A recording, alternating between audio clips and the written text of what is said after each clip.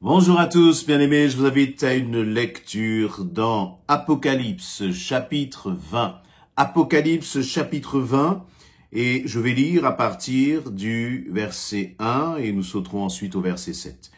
Puis, je vis un ange descendre, donc c'est Jean qui est exilé sur l'île de Patmos, qui reçoit la révélation en fait du livre de l'Apocalypse, Apocalypse qui veut aussi dire d'ailleurs révélation.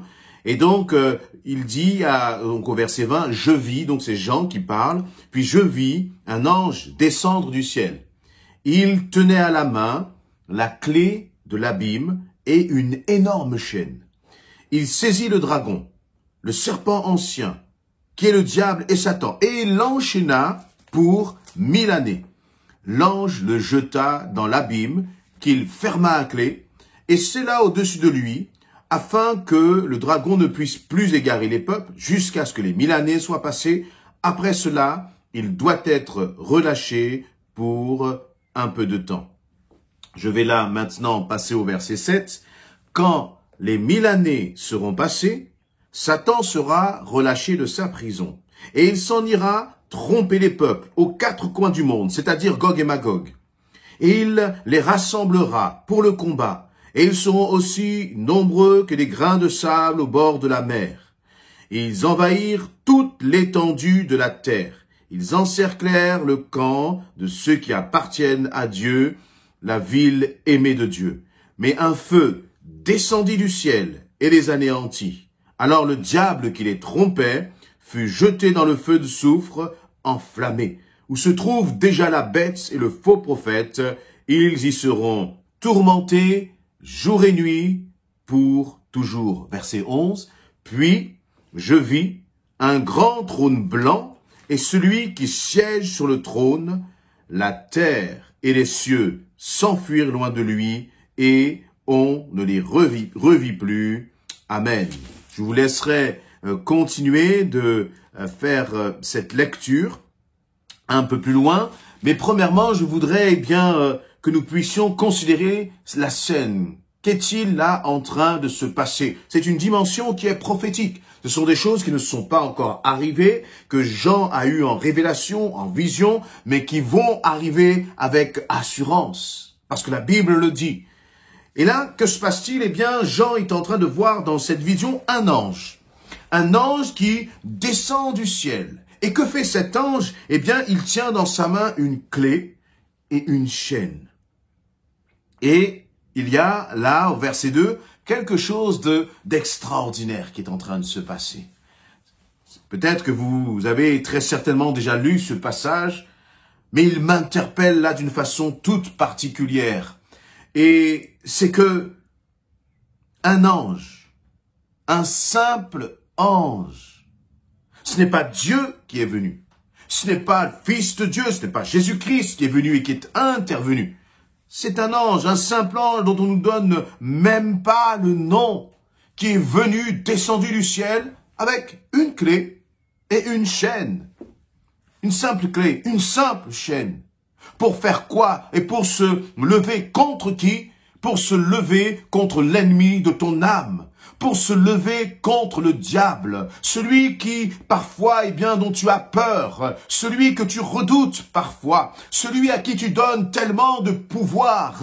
Mais Dieu est en train de nous montrer, de nous démontrer que ce diable-là de qui tu as si peur, eh bien, Dieu va envoyer un simple ange. Il ne va même pas se déplacer. Il va envoyer un simple ange avec une clé. Et que va faire cet ange?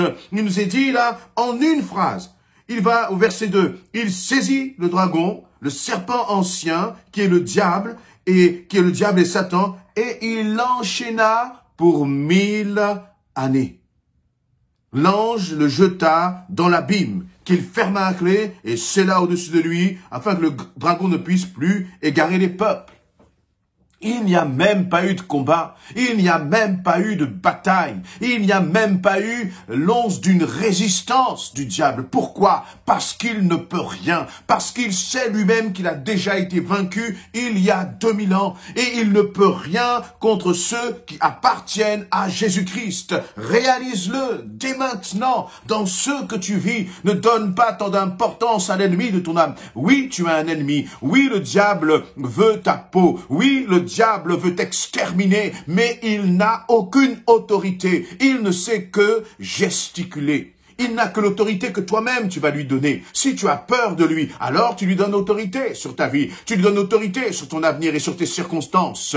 Mais si tu réalises que ton Dieu est grand et puissant, alors il perd là toute autorité. Laissez-moi vous dire que lorsque cet ange est descendu avec cette clé et cette chaîne, il est descendu de la part de qui? Il n'est pas descendu de sa propre volonté. Il a été envoyé de Dieu. Il est envoyé de Dieu. Et il savait de quelle autorité il était revêtu. Cet ange savait de la part de qui il venait. Et toi aussi, tu as besoin de réaliser que face à l'ennemi de ton âme, c'est le Seigneur qui te donne autorité. C'est le Seigneur qui te demande de te positionner avec fermeté, avec assurance. Tu n'as pas à te laisser impressionner par les circonstances, parce que les circonstances sont entre les mains de ton Dieu.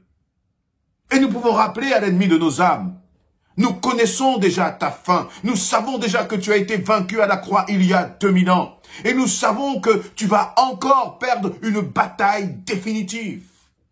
Mais trop souvent, nous l'oublions. Lui, il le sait parce que c'est écrit, mais nous l'oublions. Nous oublions que notre Seigneur est puissant.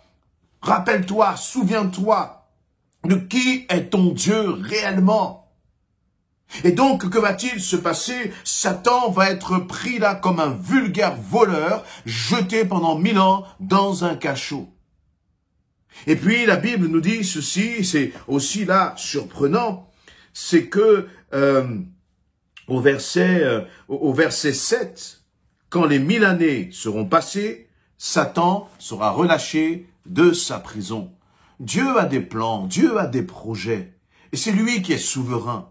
Et parfois, tu ne comprends pas les situations. Et là, eh bien, il y a quelque chose j'allais dire, de surprenant qui va arriver. C'est que cet ange va venir au bout de 1000 ans, comme Dieu l'avait écrit. Mais voyez, cela nous montre une chose, c'est que Dieu a tout prévu d'avance. Et Dieu avait prévu aussi qu'il fallait relâcher Satan au bout de 1000 ans. Satan n'avait aucun pouvoir. Il n'avait pas le pouvoir de se relâcher, de se libérer lui-même. Mais c'est Dieu qui a dit, relâchez-le. Relâchez-le.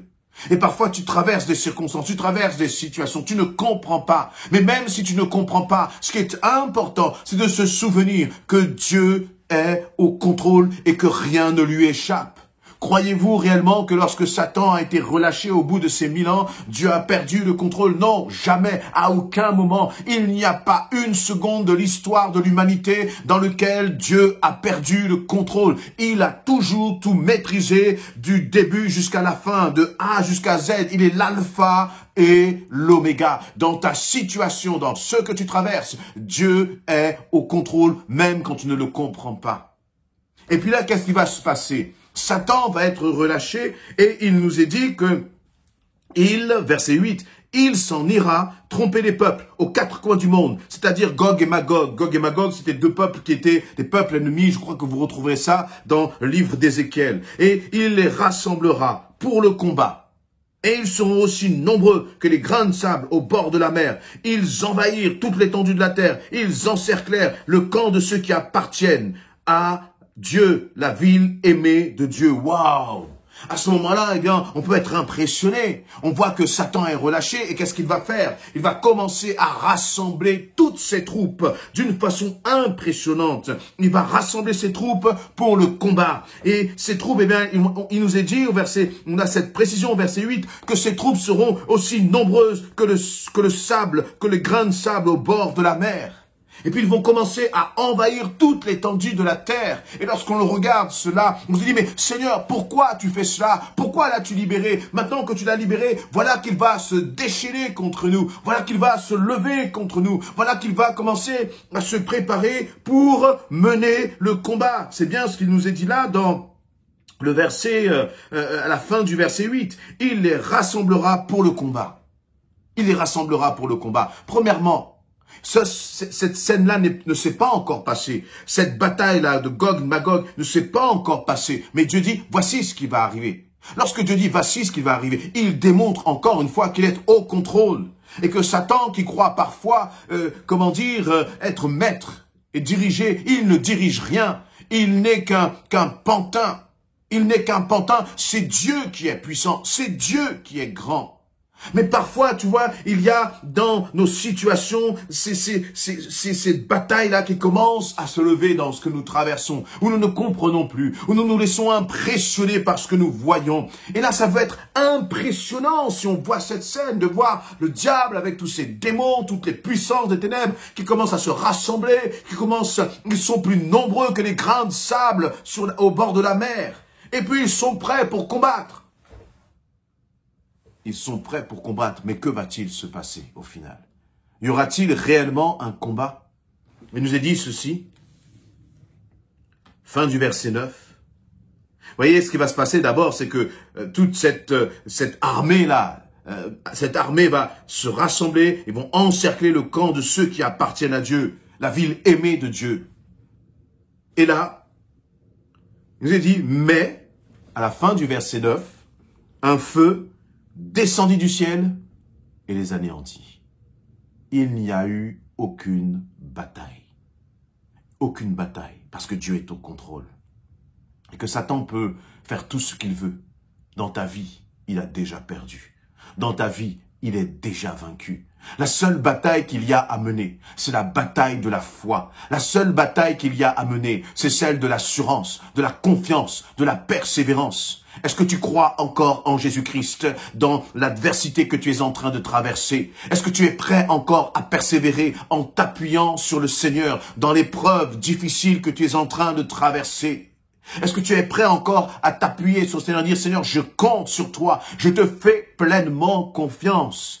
Même si l'ennemi se lève contre ma vie, peu importe. Même si l'ennemi essaie de m'encercler, même si l'ennemi essaie d'encercler ta famille, il ne peut rien contre toi. Et j'aime cette expression qui nous est donnée dans le verset 9. La ville aimée de Dieu. Tu es aimé de Dieu.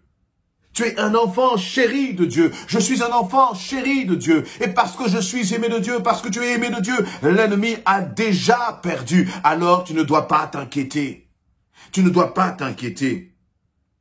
Et il nous a dit au verset 10, alors le diable qui les trompait fut jeté dans le lac de soufre enflammé, où se trouve déjà la bête et le faux prophète. Ils y seront tourmentés jour et nuit pour toujours. Pour l'éternité, Satan est tourmenté. Satan va finir en enfer pour l'éternité. Il va finir tourmenté dans la souffrance.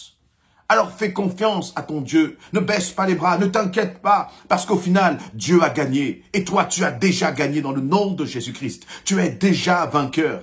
Et j'aime, en fait, vous voyez, dans ma Bible, là, en français courant, il y a un titre au-dessus de ce petit paragraphe du verset 7 au verset 10. Il est intitulé « La défaite de Satan ». La défaite de Satan. Mais si on lit uniquement les premiers versets, on ne voit pas là une défaite. On voit au contraire Satan qui a été relâché, Satan qui rassemble son armée. Oui, il peut faire ce qu'il veut.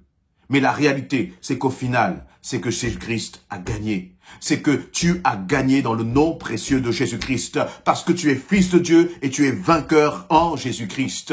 Alors je crois aussi que sur ta vie, il est écrit la défaite de Satan. Il est déjà vaincu. Alors ne t'inquiète pas, ne regarde pas aux circonstances. Voyez ces premiers versets que j'ai lus où on voit Satan qui commence à se déchaîner, ça peut imaginer un peu parfois les circonstances qu'on peut traverser dans nos vies. Mais ce qui est important, c'est la finalité. Ce qui est important, c'est le résultat. Le résultat, c'est Jésus-Christ, vainqueur dans ta vie. Jésus-Christ, vainqueur dans ton existence. Proclame-le. Ne te laisse plus impressionner.